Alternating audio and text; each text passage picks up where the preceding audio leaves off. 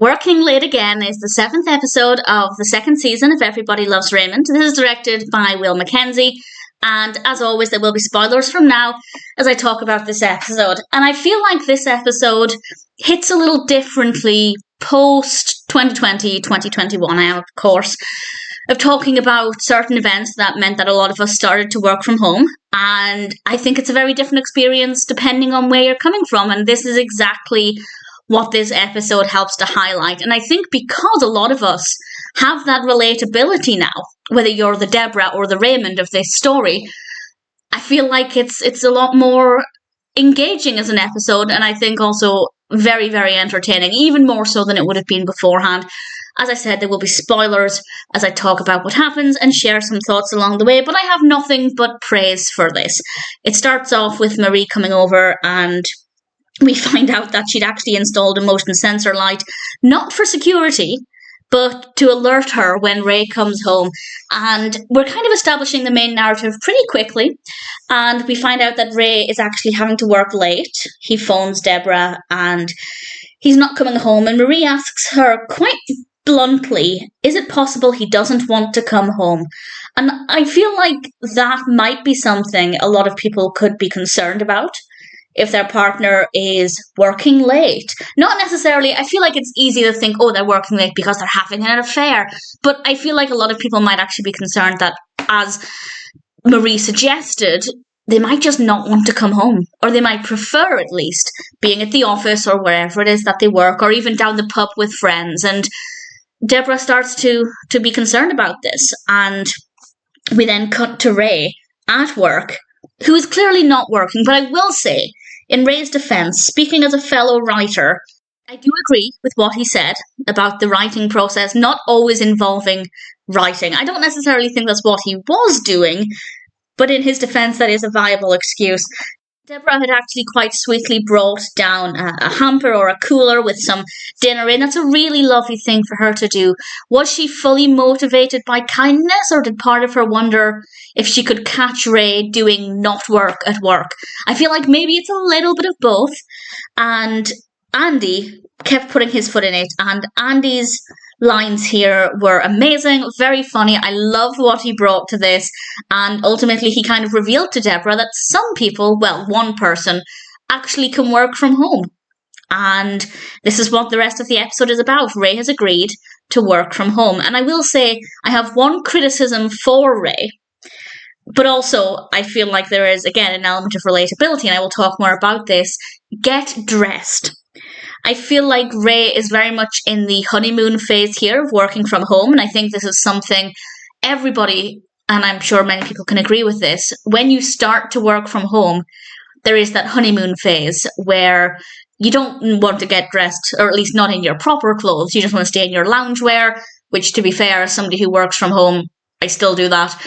And, you want to spend all of your lunch times being productive and making the most of working from home and doing all of these things. But after a couple of weeks or months, it's just like the novelty kind of wears off, and you're maybe not taking as much advantage of the situation as you can. But I definitely think we see with Ray here that he's very much getting used to the situation, and part of that is enjoying the novelty, such as not actually putting on proper clothing.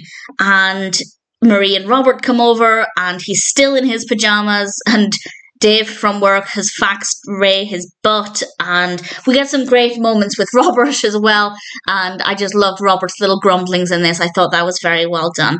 And then there is something that I think Debra shouldn't have done, and I think there is a lot of kind of food for thought in this, but again, if you are the Debra or the Ray, I think there are some good examples of the wrong way to do things. For example, Ray was in his pajamas. It's not the healthiest way to approach this.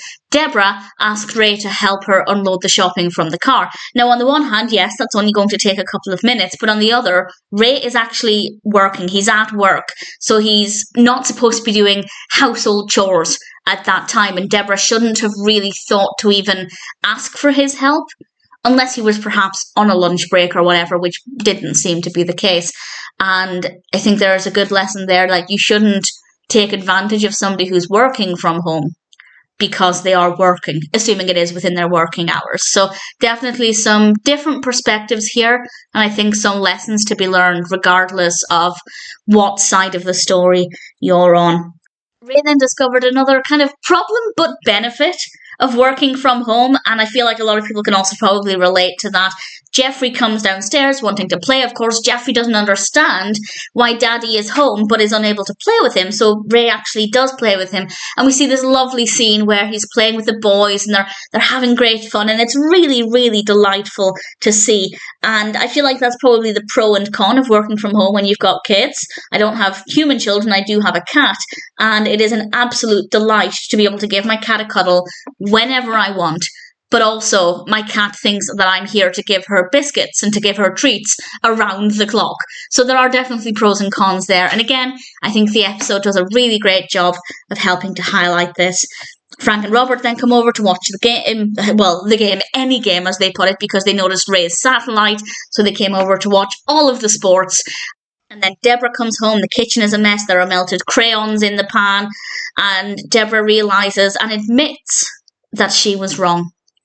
And she tells Ray he needs to go back to work. I like that she admitted she was wrong. I think that was a really great way to take it. And I guess it's all about, well, it's expectations versus reality. She thought Ray would come home, work during the day, he'd be there at lunch, he'd be there at 5 or 5:30 or whatever time it is he finishes, and it would be delightful. But in reality, and again, as I'm sure most of us found out quite recently, at least if you're in a kind of office-based environment ordinarily, the reality is not always what we imagine. And Debra points out that she wants Ray to not be there, but she wants him to want to be there. And I feel like that's the best of both worlds. Ray can actually be at the office where he is happy and he gets to be with his friends and he has some downtime after work while he's waiting for the creative juices to flow. But Debra gets to have a nice tidy house with the knowledge that her husband actually would rather be at home. And as Ray pointed out, he actually liked spending time with Michael and Geoffrey and being there when the children got home from school. So there are definitely a lot of different perspectives here, and I really think it does a great job of helping to show all of the different possible outcomes when working from home. Now, when this aired in the 90s, I imagine that would have been a huge rarity for the average person. I imagine not many people ever worked from home, and nowadays it's really, really common. So the episode definitely does hit differently depending on when you watch it. And this is my first time watching this post-pandemic as well. So the last time I watched it, whenever that would have been, I wouldn't have had any kind of relatability there. And I actually think it could put some people off working from home. If you don't work from home, I can't imagine it would be a very good advertisement for that.